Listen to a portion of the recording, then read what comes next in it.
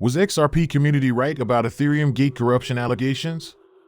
By the way, in just 24 hours, wallets connected to Ripple Labs moved millions of XRP on-chain, sparking new rounds of sell-off fears in the community as XRP collapsed by 6%. Moreover, why have the U.S. banking institutions failed to adopt cryptocurrencies such as XRP despite the successive regulatory triumphs over the SEC? Finally, the SEC and Ripple have submitted a joint proposal for the next lawsuit phase, but the big question remains this: if the SEC tries to extend its reach outside of the US, will the UK, France, and Australia file amicus briefs like they did in the Morrison case? Stick with me till the end to find out more. If this sounds like something of much interest to you, be sure to check out this new video starting now. Hello everyone and welcome to our channel, where we talk about the latest updates on XRP and the cryptocurrency world in general. If this is your first time watching one of our videos, we happily send you a special welcome. We invite you to hit on the notification bell so you never miss another video. We are announcing that this channel has a giveaway of 200 XRP. To stand the chance of participating, all you have to do is simply subscribe to the channel, like this video and comment with the hashtag XRP, and the winner will be announced on the 15th of November.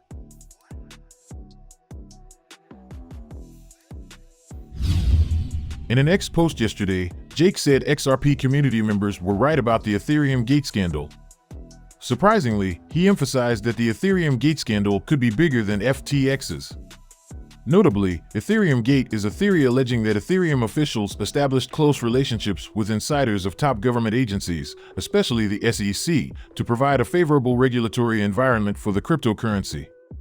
According to Jake, the Ethereum Gate scandal echoes the controversial formation of the United States Federal Reserve in 1910.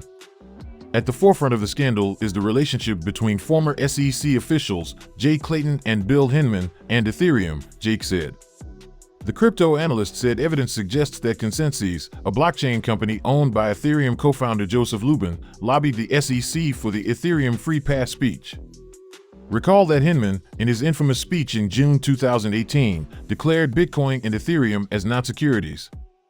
Jake pointed out that the Hinman speech spotlights regulatory favoritism, emphasizing that other crypto projects faced massive crackdowns for conducting an initial coin offering similar to Ethereum. The analyst highlighted Ripple as one of the recipients of the SEC's crackdown. He stated that the Ripple lawsuit sheds light on the potential conflicts at the SEC, indicating the regulator's contrasting treatment of Ethereum and XRP. Why the disparity? Ethereum gets a regulatory nod while Ripple faces a lawsuit, Jake remarked. Furthermore, Jake added that the SEC's bias could undermine its credibility in regulating the crypto industry. Reacting, pro-XRP lawyer Bill Morgan said the expert contrasted SEC's regulatory favoritism to Ethereum with its enforcement actions against Ripple. Attorney Morgan raised a pertinent question, asking how long the market would take to correct the distortion created by the SEC enforcement action. He emphasized that the distortion helped Ethereum to secure the second spot in the global crypto ranking over better competitors. Notably, before Hinman gave the infamous speech, both Ethereum and XRP were in a tight contest over which crypto asset would rank as the second largest crypto by market cap. At press time, Ethereum is ranked second, with a market cap of $252.4 billion. However, XRP stands as the third largest crypto asset with a valuation of $86.5 billion. Meanwhile, Jake's remark comes hours after Steven Narioff, a prominent crypto advisor, alleged that Ethereum's corruption is 1,000x bigger than the ones committed by FTX founder Sam Bankman-Fried. The crypto advisor alleged that Ethereum co-founders Joseph Lubin and Vitalik Buterin had secret dealings with corrupt government officials, including SEC Chair Gary Gensler and former Chairman Jay Clayton. Please, do not forget to subscribe to our channel and also hit that notification bell to be the first person to get more updates about the latest happenings as regards to XRP. According to data from Whale Alert, at least 3 tranches of these transfers went on record, each valued at different amounts. Notably, Bitso and Bitstamp, 2 exchanges with a historical association with these transfers, featured in 2 of the 3 transactions.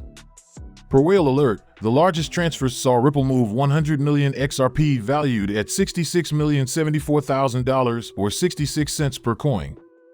Despite its size, this transfer did not stir much controversy as the firm moved the funds to another wallet it controls on the XRP ledger.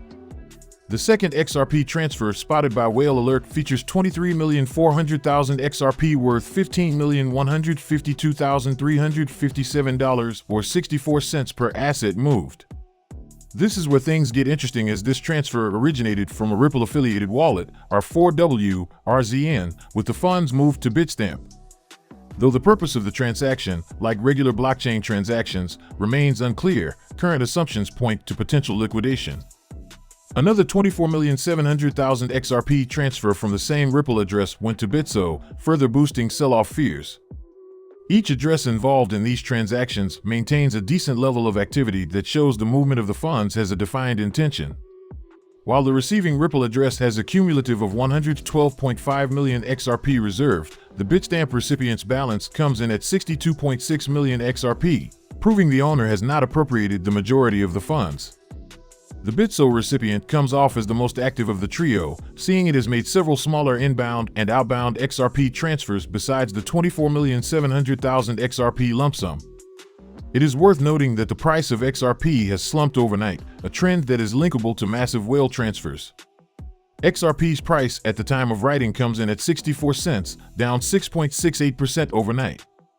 This slump has derailed the coin's trajectory, with its market cap now pegged at $34 billions. Despite this gloomy outlook, XRP still maintains a positive trading volume, a metric that has soared 64.4%. XRP whale transfers from Ripple and others are not uncommon on the XRPL, and the subsequent price movement is a knee-jerk reaction from market stakeholders. A bullish recovery should come as buyers might lean more toward the positive trends surrounding XRP. Furthermore, Ripple CEO highlighted that U.S. banks remain wary of engaging with crypto despite their legal victory over the SEC. According to him, it is due to the broader governmental stance. So, large institutions would avoid crypto until they get a clear perspective from the U.S. government on cryptos like XRP. Specifically, Garlinghouse remarked that banks remain cautious because of perceived hostility towards the crypto industry from authorities, including the Options Clearing Corporation. In his words, they're like, look, even though you won the case, the United States government is still hostile towards crypto.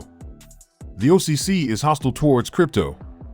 And until that changes, the banks in the United States are not going to engage meaningfully. In response to Ripple CEO's comment, Yasin Mabarak, founder of Dizer Capital, argued crypto adoption may not happen with the current U.S. administration. Mabarak remarked, it may require a different administration in the White House to see any real adoption of XRP, and crypto in general, in the United States. Recall that in July this year, a U.S. federal court deemed XRP not a security. Experts have argued that the positive outcome was not for Ripple and XRP alone, but for the wider crypto sector. Furthermore, Ripple CEO pointed out that while the U.S. maintains a skeptical approach to cryptocurrencies, other countries advance their market share by adopting clear policies and attracting crypto-related investments. He expressed concern that the U.S. is forfeiting its potential leadership role in the crypto industry by not providing a conducive regulatory environment.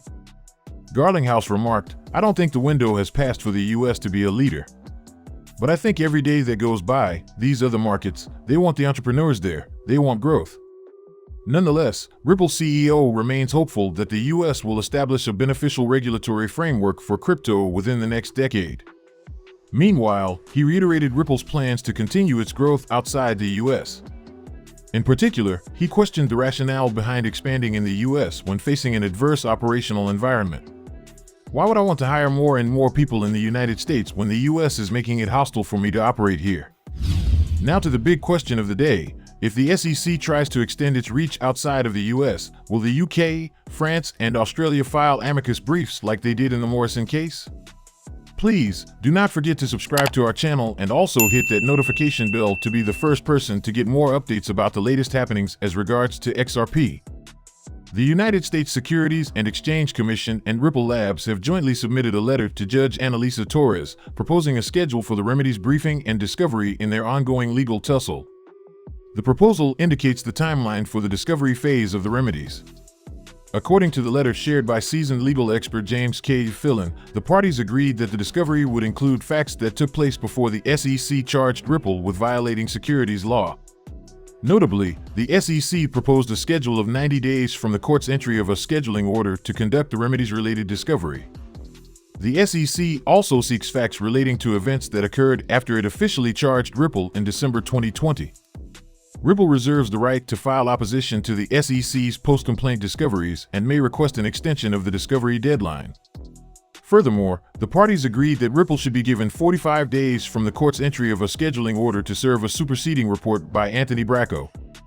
For clarity, Bracco, as of last year, testified about the remedy stage of the case. After Ripple offers the superseding report by Bracco, the SEC may depose the expert within 90 days from the entry of the scheduling order. Accordingly, the SEC and Ripple reserve the right to issue rebuttal reports regarding the expert's deposition.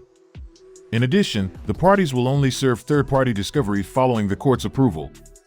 The SEC may file its brief with respect to remedies at any time, but no later than 30 days after the remedy's discovery period. Ripple shall file its opposition 30 days thereafter, and the SEC can file its reply 15 days thereafter, the letter read. The recent update in the Ripple case attracted the attention of pro-XRP lawyers. Reacting, attorney Fred Rispoli said the tone of the letter suggests that the case is close to a resolution. Additionally, attorney Jeremy Hogan highlighted an interesting aspect of the legal tussle. Per Hogan, nothing is at stake other than the sovereign rights of other countries where Ripple also sold XRP to institutional clients. The lawyer suggested that these countries could file amicus briefs in the lawsuit if the SEC decides to expand its jurisdiction. Furthermore, Australia-based pro-XRP lawyer Bill Morgan predicted how long the remedy stage of the Ripple lawsuit could take, given the recently submitted joint scheduling order. Attorney Morgan speculated that the scheduling shows the remedy stage could linger until May 2024, a month after Bitcoin halving. It is worth mentioning that the proposed scheduling order relates to the upcoming remedies phase of the lawsuit. The proceeding will determine the appropriate fine Ripple may face for violating securities law through its past institutional sales of XRP, worth $770 million. While the SEC seeks the entire $770 million as penalties, Ripple could attempt to reduce the amount. Top legal experts, including attorney John Deaton, believe that the blockchain company will try to exempt its legitimate business expenses and institutional-related XRP sales that took place outside the United States. Make sure you like the video, don't forget to subscribe and hit the notification bell. This really helps me with the YouTube algorithm. Also, you can help enlighten others just like you have been enlightened by sharing this video to as many people as possible. Let's get this news everywhere, guys. If you are a true cryptocurrency fan, don't miss any of our content. See you tomorrow to talk about the latest news that concerns us all as a community.